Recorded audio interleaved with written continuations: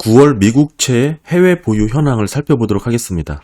대부분 중앙은행들이 들고 있기 때문에 각국의 중앙은행들이 보유하고 있는 미국 국채의 현황이라고 보실 수도 있고요.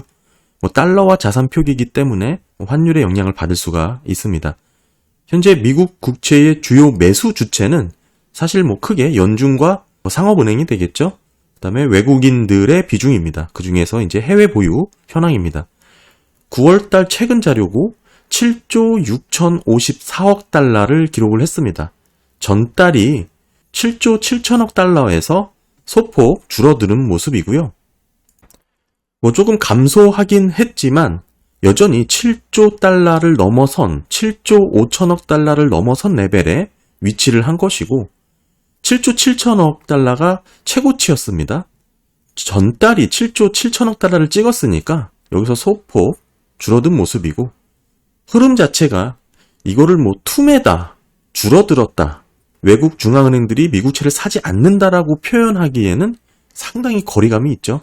22년 9월만 보더라도 회복한 수준이고 19년 1월부터 보시게 되면 꾸준히 추세가 늘어나고 있습니다.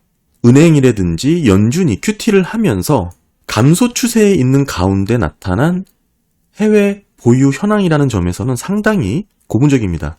이렇게 22년 10월 이후부터 재유입이 이루어지고 있다는 점은 상당히 고무적이라고 볼 수가 있겠죠. 연준은 QT를 하고 있는 와중에 나타난 이런 모습이고 특히 상업은행들의 예금 잔고가 줄어들면서 적극적으로 채권을 살 수가 없습니다. 대형은행들 같은 경우는 SLR 규제를 통해서 더욱 그렇고 더욱이 이제 강달러 흐름이 이어지다 보니까 각국 중앙은행들이 자국통화 방어를 해야 되겠죠. 그런 와중에서도 나타난 이런 재유입 추세는 상당히 긍정적이다 이렇게 볼 수가 있을 것 같고 대략적으로 1년에 소화해야 될 국채 물량이 약 8천억 달러 수준이 됩니다. 그 정도는 충분히 안정적으로 받아주고 있다. 그렇게 볼 수가 있겠죠. 다음 중국 봐야겠죠.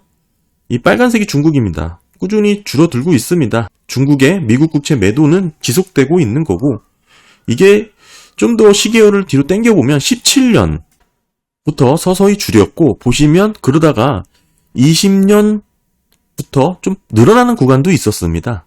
그래서 쭉 줄이다가 좀 반등을 했고 짧게 보면 21년부터 좀 계속 줄이고 있는 모습이 나오고 있는 거고요. 이제 파란 선은 일본입니다. 일본도 마찬가지로 최근에는 재유입이 진행이 되고 있죠. 엔화를 방어하기 위해서 이렇게 미국채를 매도했다가 이게 22년 10월입니다. 저점을 찍었고 다시 이렇게 재유입이 진행이 되고 있는 거고요. 중국은 계속 이렇게 미국채를 팔고 있지만 영국은 꾸준히 지금 보유를 늘리고 있습니다. 물론 최근 9월 달에 전달 대비 좀 줄어들긴 했지만 6,689억 달러 추이를 보게 되면 이것을 그렇게 팔았다고 표현하기에는 좀 어렵겠죠. 조만간 중국을 앞지르는 그런 영국이 될 것으로 보여집니다. 다음은 이제 여러 국가들 추이를 좀 정리를 해봤습니다. 복잡해 보이지만 그렇게 복잡하지도 않은고요.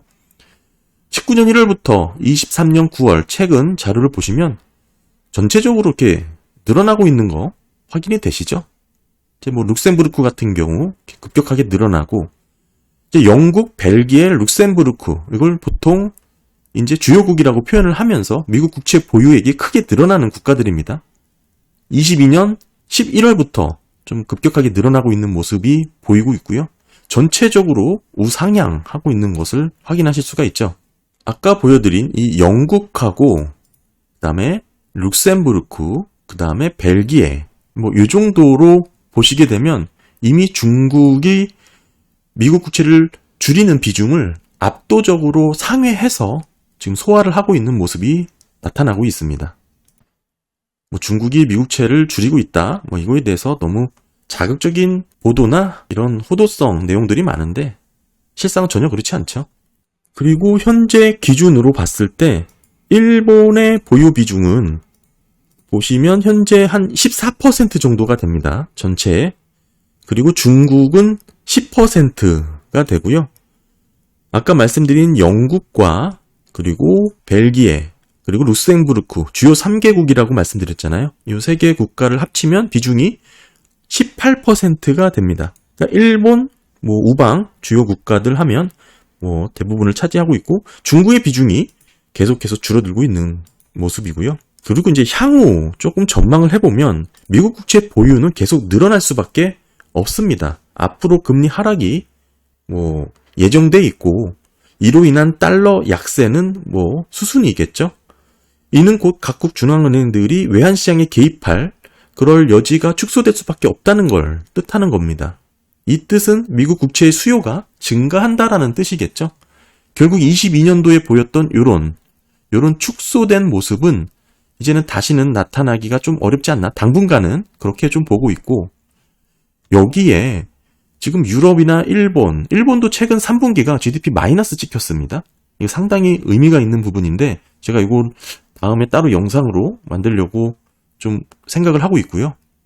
내년에 일본의 YCC 정책이라든지 마이너스 금리가 이제 정상으로 회귀될 거냐, 이런 부분에 있어서 상당히 조금 이슈인데, 3분기 GDP가 마이너스로 찍혔다라는 것은 상당히 좀 우리 채권 투자한 입장에서는 조금 긍정적으로 볼 여지도 있죠. 미국, 일본의 경기가 살아나지 못하고 있다, 이런 모습이면 글쎄요, 그렇게 과감하게 금리를 높이거나 이럴 가능성이 좀 떨어지겠죠. 나중에 한번 이 부분 따로 좀 정리를 해보고, 특히 이제 유럽, 일본, 우리나라도 포함이 됩니다. 즉, 이 말은 이들은 지금 상당히 심각하게 경기 하방 압력을 받고 있거든요. 소위 경기 침체라고 할 정도로 심각하다라고 보여지는데, 지금 미국 금리 눈치를 보면서 지금 이러지도 못하고 저러지도 못하는 상황인 거죠. 이제 미국이 어느 정도 금리에 대한 수순이 엿보인다 하면 어찌 보면 선행해서 과감하게 먼저 금리를 내릴 그럴 모습들도 엿보입니다. 유럽이라든지 우리나라 같은 경우 특히 더 그렇죠. 이런 부분을 배제할 수 없다라는 점에서 놓고 보면 주요 선진국 대비 높은 수익률을 보여주는 게 현재 미국 국채이기 때문에, 이 뜻은 미국 국채에 대한 수요가 또 한 번 크게 증가할 여지가 충분히 있다. 이렇게 좀 말씀을 드리고 싶습니다. 그래서 이 7조 7천억 최고치를 찍고 나서 이 정도 각국 중앙은행들이 환율 방어를 위해서 매도를 했던 요거를 갖고, 이 구간이 몇 개월인가요?